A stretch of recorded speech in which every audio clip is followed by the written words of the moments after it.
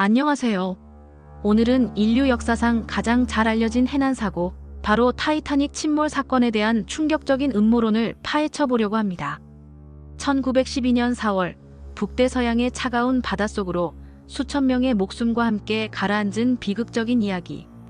하지만 여전히 일부 역사학자들과 음모론자들은 이렇게 속삭입니다. 그날 가라앉은 건 타이타닉이 아니었다.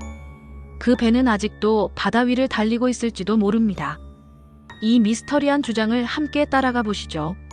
과연 그날 밤 바닷속으로 사라진 배는 정말 우리가 알고 있는 그 타이타닉이 맞았을까요?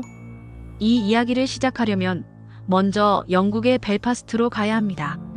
이곳에는 하얼랜드 앤 울프 조선소가 있었죠.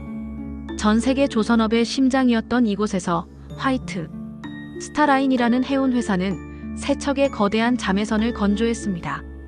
첫째 올림픽, 둘째 타이타닉, 그리고 막내 브리타닉.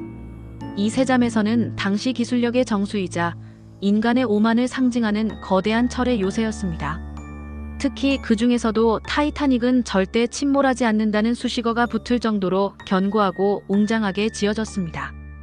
당대 최고의 기술과 자본이 투입된 그야말로 움직이는 궁전이었죠. 그러나 이 완벽해 보이는 계획에는 처음부터 불길한 그림자가 드리워져 있었습니다. 가장 먼저 바다에 나선 자매선 올림피코는 순탄치 않은 시작을 알렸습니다. 1911년 취항한 지 얼마 되지 않아 영국 해군 순양함 호크호와 충돌하는 사고를 겪게 됩니다. 이 사고로 올림피코는 선체가 심각하게 파손되었고 수리 비용으로 막대한 재정적 손실을 입게 되었습니다. 회사는 이로 인해 엄청난 압박에 시달렸습니다. 올림피코의 잦은 사고는 화이트 스타 라인의 명성에도 치명타를 입혔습니다.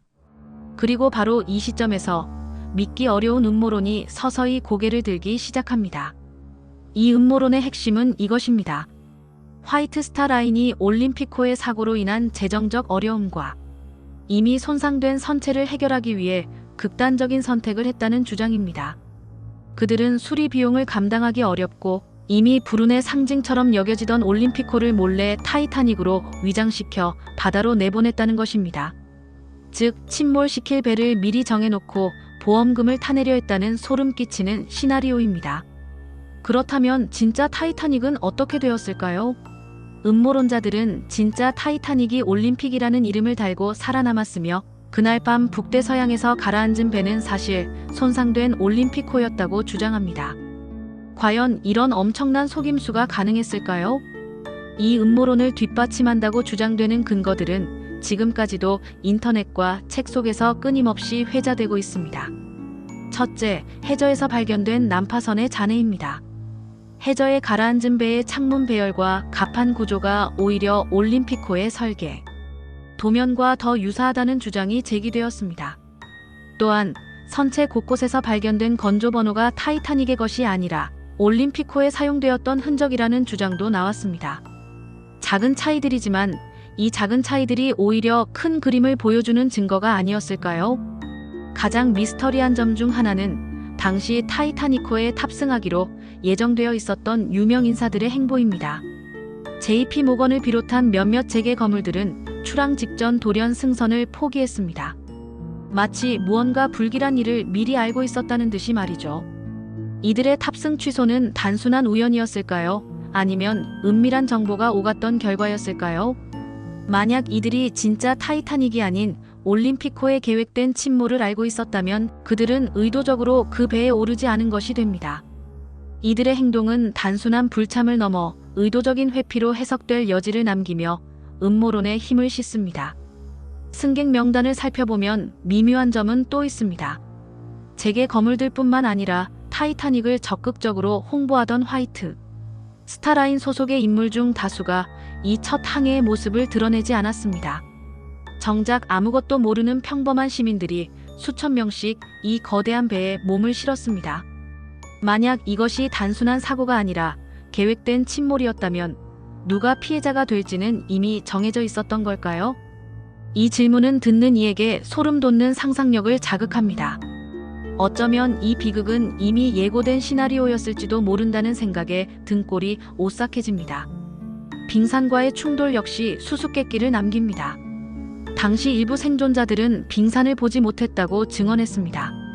어떻게 그렇게 거대한 빙산을 보지 못할 수 있었을까요? 또 다른 증언은 더욱 충격적입니다. 어떤 이들은 선체가 후미 쪽에서 이상하게 찢겨나가는 모습을 봤다고 말했습니다. 마치 빙산과의 충돌이 아니라 배 자체의 약점이나 내부의 결함으로 인해 무너져 내린 것 같았다는 것이죠. 우연일까요?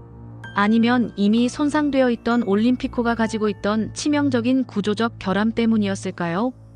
이 증언들은 단순히 빙산과의 충돌이라는 공식적인 사고 원인에 의문을 던지며 배의 침몰이 외부 충격만이 아닌 다른 원인에 의해 촉발되었을 가능성을 암시합니다. 더 흥미로운 건 침몰 후의 이야기입니다. 우리가 알고 있는 올림피코는 1935년까지 무려 20년 이상을 건재하게 운항하다가 조용히 폐선되었습니다. 만약 음모론이 사실이라면 역사의 기록 속에 남아있는 올림픽은 사실 진짜 타이타닉이었고, 우리가 타이타닉이라 부르는 북대서양의 난파선은 이미 손상된 상태였던 올림피코였다는 소름 끼치는 결론에 도달하게 됩니다. 즉, 타이타닉은 공식적인 기록상으로는 죽었지만 실제로는 올림픽의 가면을 쓰고 수십 년간 푸른 바다를 누볐다는 것입니다. 이 상상은 우리의 역사인식을 송두리째 뒤흔들기에 충분합니다. 1985년 로버트 발라드 박사가 이끄는 심해 탐사팀에 의해 타이타닉 난파선이 발견되었을 때 전 세계는 환호했습니다. 드디어 미스터리에 쌓여있던 타이타닉의 잔해가 모습을 드러낸 것입니다. 사람들은 안도의 한숨을 내쉬었죠. 하지만 그때 촬영된 몇몇 영상들은 오히려 새로운 의문을 불러일으켰습니다. 난파된 선체의 설계와 일부 구조물이 당시 건조 기록과 미묘하게 맞지 않았던 것입니다. 이후 여러 차례 탐사가 이어졌지만 이상하게도 그 차이를 뚜렷하게 설명한 자료는 많지 않았습니다. 심지어 일부 연구자들은 오히려 촬영 기록이 고의적으로 은폐되거나 조작되었을 가능성까지 제기하고 있습니다. 과연 심해에 잠들어 있는 그 배는 정말로 우리가 찾던 타이타닉이 맞았던 것일까요? 물론 오늘날 주류 학계는 여전히 이 음모론을 부정합니다. 타이타닉은 타이타닉이었고 올림픽은 올림픽이었다는 것이 그들의 확고한 입장입니다. 이들은 바꿔치기 음모론을 뒷받침할 만한 결정적인 증거가 없으며 사진 분석이나 증언의 불일치 등은 여러 가지 다른 이유로 설명될 수 있다고 말합니다. 예를 들어 사진의 경우 촬영 각도나 조명, 후처리 등에 따라 다르게 보일 수 있다는 것이죠. 또한 당시 기술 수준으로 볼 때 두 배를 완벽하게 바꿔치기 하는 것은 물리적으로나 기술적으로 매우 어려운 일이었을 것이며 비밀을 유지하기도 불가능에 가까웠을 것이라고 주장합니다. 거액의 보험 사기가 발각될 경우 화이트 스타 라인이 감당해야 할 법적 책임과 기업의 존폐, 위험 역시 음모론의 설득력을 떨어뜨리는 요인으로 제시됩니다. 그러나 우리는 여전히 질문합니다. 수많은 문헌 속에서 발견되는 작은 불일치, 사진과 영상 속에서 드러나는 미묘한 차이들은 사람들의 상상력을 자극하기에 충분합니다. 비록 명확한 증거는 없다고 하더라도 이 모든 정황 증거들이 단순한 우연의 일치라고 단정할 수 있을까요? 이 음모론은 단순한 이야깃거리를 넘어 역사적 사실에 대한 우리의 인식을 흔들고 눈에 보이는 것이 전부가 아닐 수 있다는 불길한 의문을 던집니다. 그렇다면 질문은 하나로 좁혀집니다. 북대서양 4000m 심해에 잠들어 있는 그 거대한 철의 잔해는 정말 우리가 아는 그 타이타닉일까요? 아니면 우리 곁에서 수십 년간 건재하게 운항하다 조용히 사라진, 살아남은 진짜 타이타닉일까요? 이 질문에 대한 답은 여전히 미스터리로 남아 있습니다. 역사의 기록은 무엇을 숨기고 있는 걸까요? 우리가 믿어온 진실은 과연 전부일까요? 이 이야기는 실화일까요? 아니면 당신의 상상일까요? 여러분의 생각은 어떠신가요? 댓글로 자유롭게 의견을 남겨주세요.